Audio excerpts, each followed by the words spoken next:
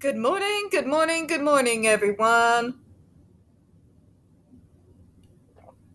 Welcome to another episode of Spilling Tea. I'm your host, Tiffany Daniels. We're going back to that horrible world known as JRC. But before we do, the usual disclaimers. And folks, this morning, a little bit of faith in humanity was restored. So, completely randomly, out of nowhere, somebody decided to do a hit piece on Martin Short. Martin Short, folks. The Three Amigos, Frank, and Father of the Bride, Jiminy Glick. He's now in a current show whose name escapes me. Martin Short. You're doing a hit piece on Martin Short. One of the most unproblematic celebrities out there. There's no scandals. Literally no nothing. Let's take a look, shall we? There's a reason why he's trending today, folks. I'm going to show you here. See? Right underneath my state, which, by the way, when I saw that, I visibly cringed and said, oh God, what now? But if we take a look here,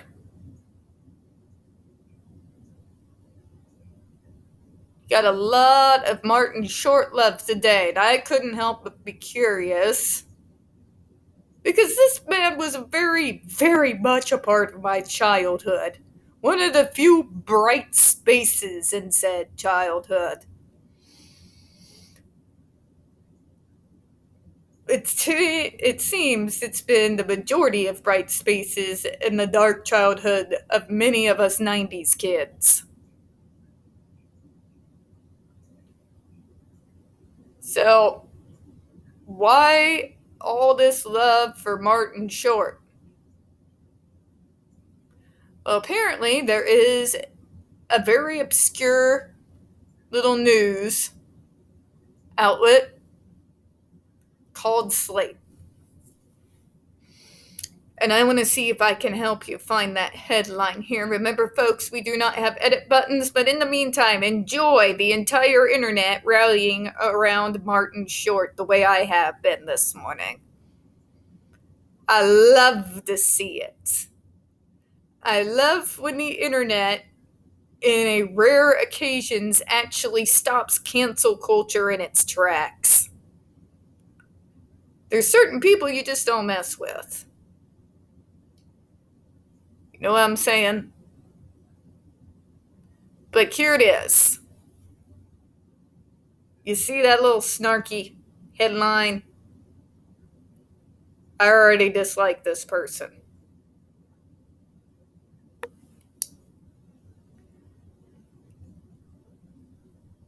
And here we get great takes. I'm going to read it to you. Martin Short is trending because some hag at the Slate felt it was necessary to pen a 2,500-word screed about why she, personally, didn't find him funny. Hope she feels better after that. Also, for the record, Clifford was highly underrated. God, I remember that.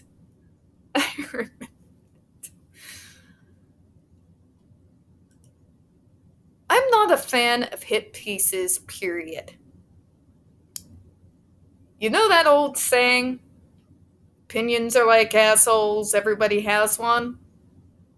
Well, not everyone needs to voice it aloud to the public. This has been one of the worst things about modern journalism and the advent of social media.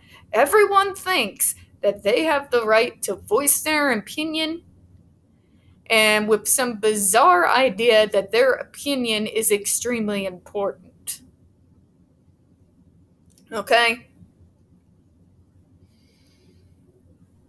Writing hit pieces on individuals brings a layer of negativity this world didn't need. We have some real world bad, I'm gonna curse, bad shit going down on a semi-regular. Places like the JRC, after over 40 years, still exist and are still abusing kids. The troubled teen industry has become a part of the JRC model and has traumatized a generation of kids. You've got groceries becoming so expensive that people have to decide whether they're going to eat or keep a roof over their heads. You have medicine skyrocketing, so they have to choose between food, rent, and medicine. You have crime on the uptick. You have more mass homelessness because of this situation and the fact that wages are not going up to meet the rent and the groceries and gas and everything else going up. There is enough negativity in this world to go around because of real world problems. You're having whole countries and states being devastated by monster storms. You have the polar ice caps melting and causing even more storms. Thank you, global warming. And yes, Republicans, it exists. Matter of fact, we've been talking about this since the early 90s, where I learned about it in school. But no, we're going to write hit pieces on people we've never met. We're going to air our opinions like they actually matter.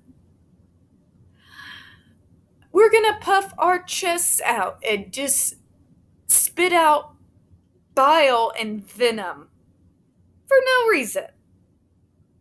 Because you want clicks, right? Clicks, money that nobody actually has right now, right?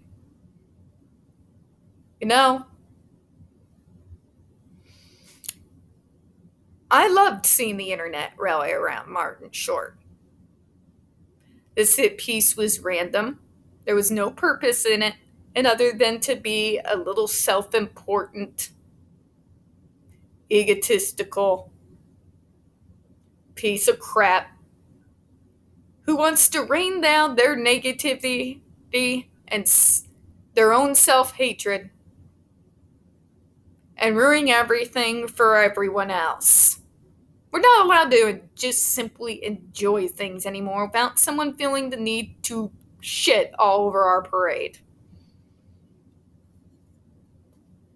Yeah, can you tell? I've had enough.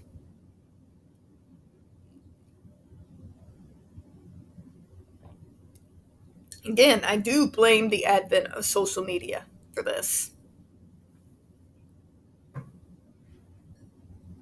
Everybody has their heads so deeply stuck in their phones, making their hot takes, that nobody just simply allows themselves to enjoy things anymore. We surround ourselves in this constant string of negativity and snarky remarks, sitting there wondering, even if we're a second off our phones, if somebody has liked our tweet, liked our post on Facebook, if anybody's retweeted it.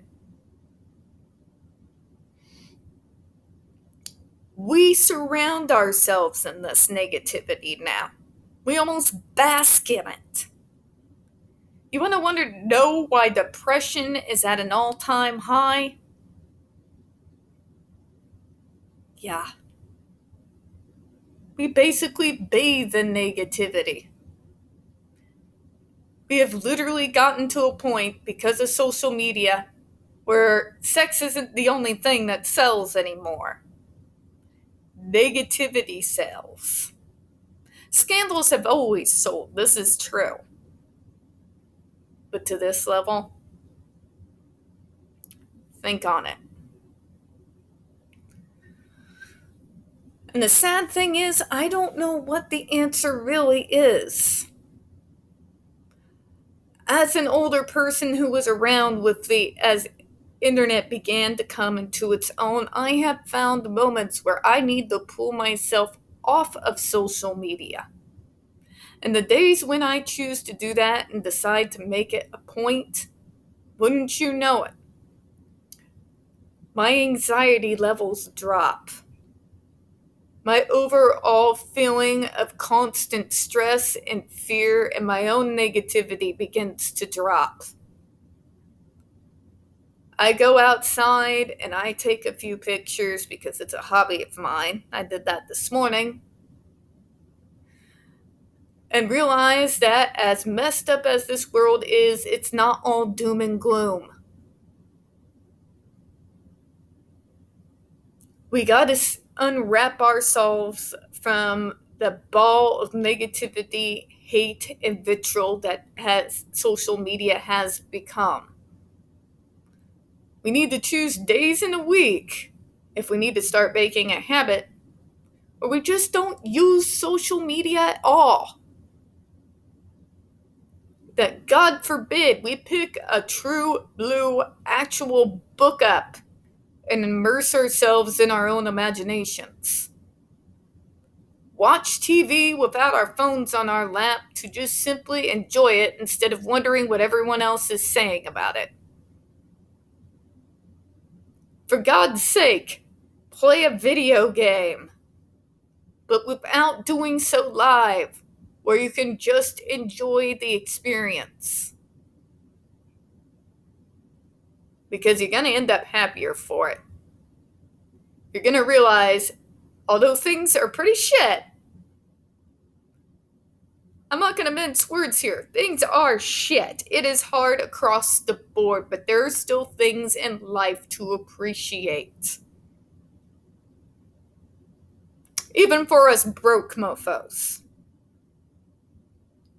Alright, to the disclaimers, right? In the description box, you're going to find a link to the article that the Judge Rotenberg Educational Center doesn't want you to read. It's written by NeuroClastic, a small non-for-profit started by Autistics for Autistics, wherein they interviewed and surveyed over 900 ABA professionals in regards to the JRC's so-called Behavior Modification Program. Matter of fact, the JRC doesn't want you to read this article so much. They threatened NeuroClastic with a defamation lawsuit if they did not remove it from the website. Well, folks, NeuroClastic has refused, so you know the drill. Please read that article and share it on all your social media. Also included in there is NeuroClastic's public statement regards to the defamation lawsuit threat, as well as a link to their GoFundMe. We are crowdfunding, folks, in case the JRC actually sees through with their threat. Also included in there, the Ozark's first article in regards to Agape Boarding School, also known as Stone for Help boarding school situation, a so-called Christian-themed boarding school based out of Stockton, Missouri that takes in so-called troubled male teens, that has impending over 21 civil lawsuits, claims, and allegations leveled against it. Sorry, I lost my frame of thought, folks. Blah. And those claims include sodomy, rape, sexual assault, child abuse, psychological and emotional abuse, child trafficking, starvation, and that's just for starters. We have one staff member arrested by the FBI, another a doctor, still on the premises with full access to the boys up on multiple, again, substantiated claims of sodomy, rape, and sexual assault of the boys there. You have an attorney general too busy chasing after and doing bad Photoshop of drag queens and trying and failing to defund public libraries to actually do his job. And you got a governor off his nuts. So please send help. Read that article. Share it on all your social media. As always, we got the other pertinent links to the Stop the Shocks campaign, including Autistic Hoya's massive archive on the subject, Jennifer Masamba's behavioral sheet of shockable offenses, a clip out of the 7-hour ordeal undergone by Andre McCollins back in 2002, the templates, and the ever-present, self-explanatory Change.org Shut the Judge Rotenberg Center Down petition. When we discuss the JRC, you're going to hear vivid descriptions of and catch clips of surveillance footage of peoples with disabilities being tortured and abused. If you got young children present, folks, please go ahead. Use the headphones, alright? Alright. Trigger warning. Couple things. Allergies are kicking my butt today. So you might hear noises in the back of my throat. I might cough at a random moment. Apologies for that. I do not know how to edit these things. I'm not a whiz at this, alright?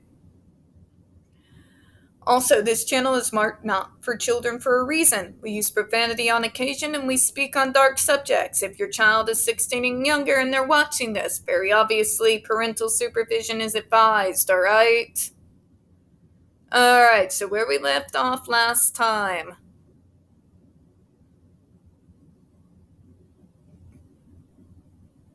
We left off here at the end of this paragraph.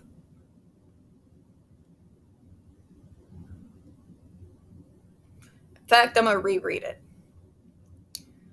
As far as how aversives are used in educational settings, some may only use restraint, seclusion, or other aversives in emergency situations involving imminent threat of violence or destruction. Remember, I elaborated yesterday about my mom, working in healthcare for over 40 years, started out as a nurse's aide in a particular wing of the old Mount Vernon Hospital that dealt with some of the more mental health issues, okay? Mental health issues. The guy who used to throw TVs. Remember that? There are some situations that do actually call for proper, hear me on this, public schools, proper restraint. The ones that don't end up with broken bones or death. Right? Just wanted to make that for those who want to sit there and say, but you all don't really live in reality because you're not like those other autistics. First of all, Karen, the fuck I'm not. You want to know the difference between me and those nonverbals that the parents like to exploit by showing their meltdowns on camera? My meltdowns aren't shown on camera. It's literally the only difference.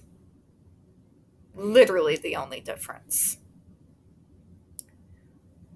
For the same reason that it is difficult to know what or how aversives educational programs use, it's also difficult to know what extent these policies and regulations are being observed.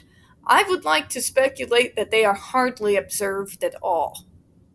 There's not much regulation when it comes to using aversives in public schools because, quite frankly, no one knows what the hell they're doing. Okay? Let's put it point blank, shall we? You think they document every time?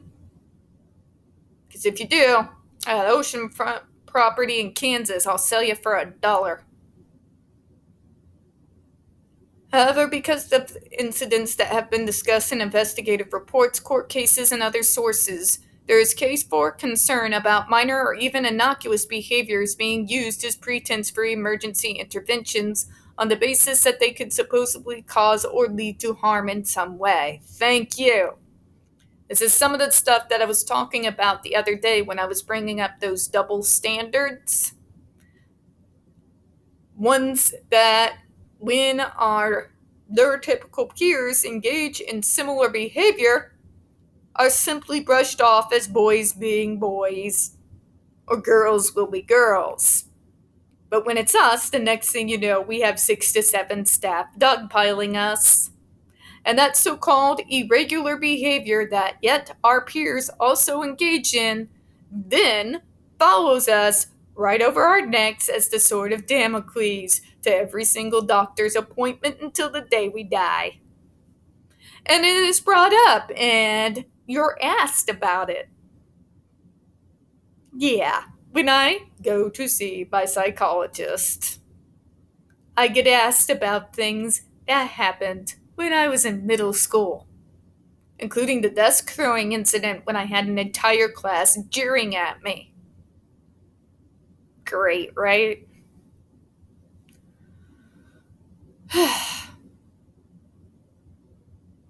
Furthermore, a number of programs, many of them private and unregulated, more or less explicitly hold themselves out as providing aversive therapy in order to address disruptive or non-compliant behavior. We've talked about that before.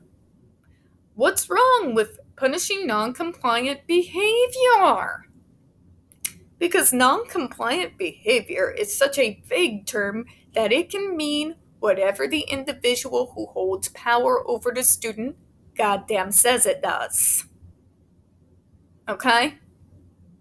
That can be from telling you to stop stabbing yourself with a pencil to, in Andre McCullen's case, refusing to remove your coat, an action which threatened no one.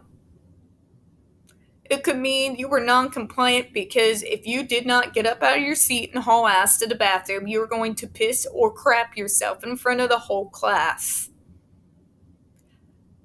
For these programs, where JRC is simply the most extreme result, staff members have to punish you the same for a very non-violent, harms no one behavior as they would if it were an actual aggressive behavior.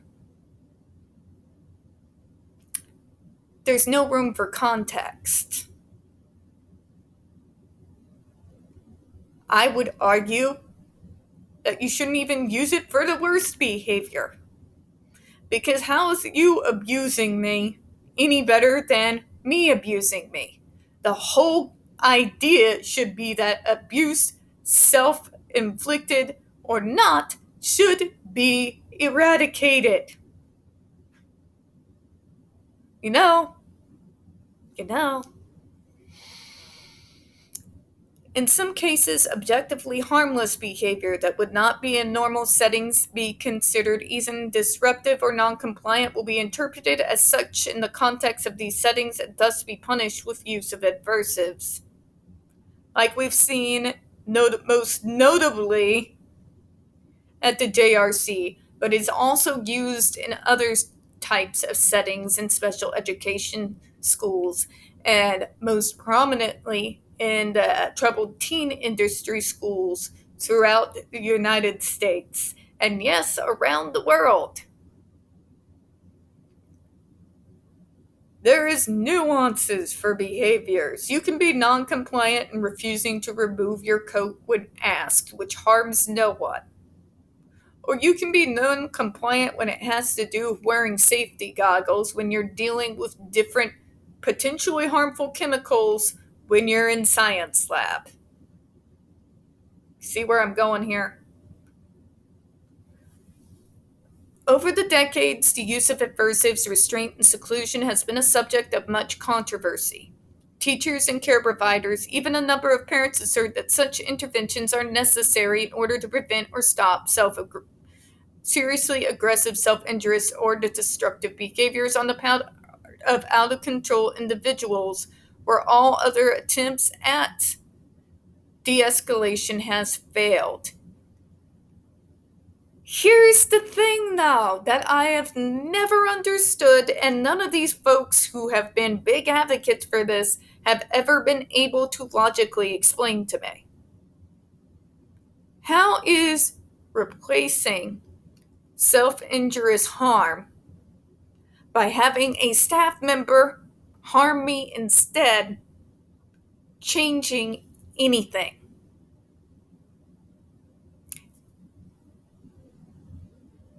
Yeah.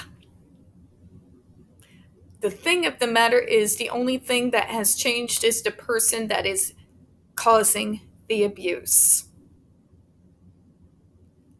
The harm to the student is still happening. So in reality, nothing has changed. These parents can't seem to wrap their brains around this, and I can't understand why. How is it better to have a staff member abuse your child in order so that the child does not abuse themselves? If you look at it on its face, it makes no coherent sense.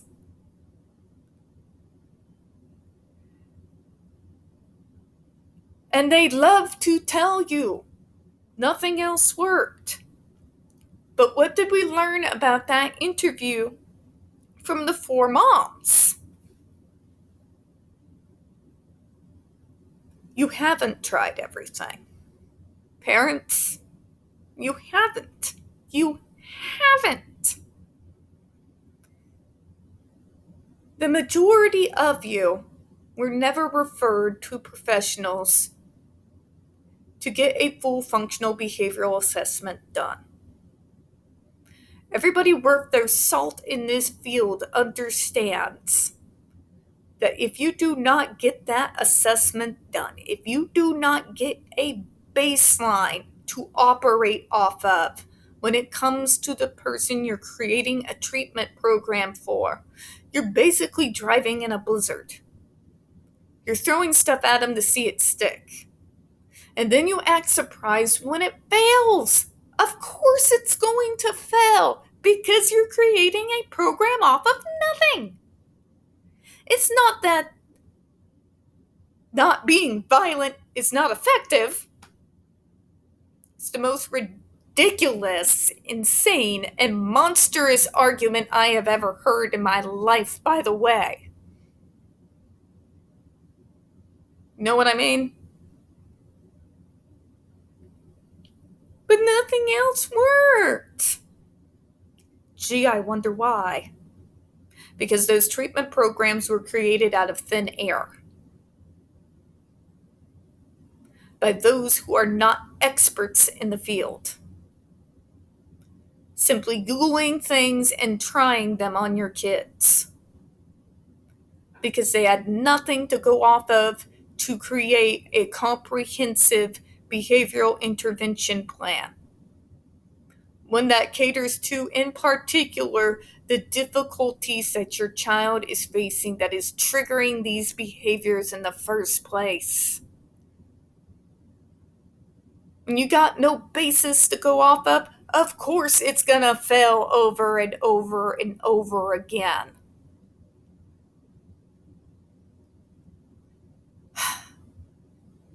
And that shouldn't have to be explained.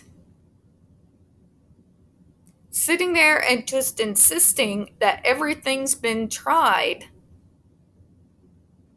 When you're the parent, this is what gets me. You're the parent. You have the power. Okay? Why in the name of God, when these schools kept failing, did you not at some point step in and begin to ask why? Why were you not more involved in creating these treatment programs in the first place? This is your kid. It is not your school district's kid. It is your kid. It is your job as a parent. You should be #1 advocate for your child. Do not tell me that you are when you send them into this hellscape. Because you're not. Okay? It's not the school's job to raise your child. Hear me on this. It is not your school's job to make sure they're getting an adequate treatment. That is your job as a parent. To sit there and insist that everything has been tried when you haven't been even involved with the treatment programs that have been thrown haphazardly at your child. Come on now. Come on. All right? Take some responsibility for your own failures. There are things that are the parent's responsibility. Okay? I know public schools, particularly on the East and West Coasts, have ego problems when it comes to the teachers. But there are things that parents notice at home, believe me. Because my mom did. Okay? Other parents of kids who ended up getting assessed, and my little podunk school in the land of the dueling banjos. They noticed things were going on with their kids. Okay? It's a cop out. It's a way to massage your mind, your guilty conscience, for not getting more involved in the first place, so that sending them to a hellhole like the JRC ever had to be something that happened. Okay? We're going to go ahead and stop there and start back here in the next video. We don't get very many views on this channel. The few that we do get do tend to get removed from time to time, so please don't forget to hit the like button, hit subscribe, and don't forget to hit the comments. I do appreciate your time, and as always, folks, we here at Spilling Tea hope you have a good one. I'll see you next time.